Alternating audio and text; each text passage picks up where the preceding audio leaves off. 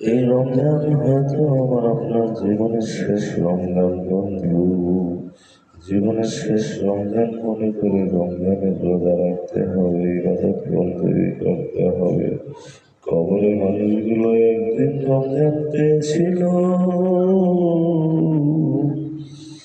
আজ তারা শুধু একটা সেজদার জন্য অপেক্ষা করছে।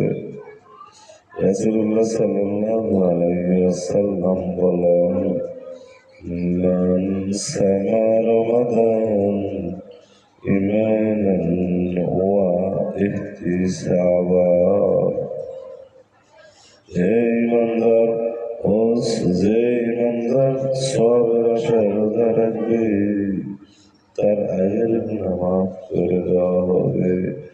যদিও সেই গুণগুলো সাগরের ফেনা পরিমাণ হয়, তবুও আল্লাহ রাব্বুল আলামিন মাফ করে দিবে।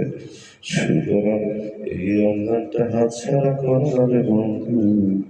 জীবনের শেষ রমজান মনে করে আল্লাহকে রাজি খুশি করো, আল্লাহকে রাজি খুশি করা জীবনের শেষ রমজান মনে করে। জানি না আগামী বছর রমজান আমরা পাবো কিনা।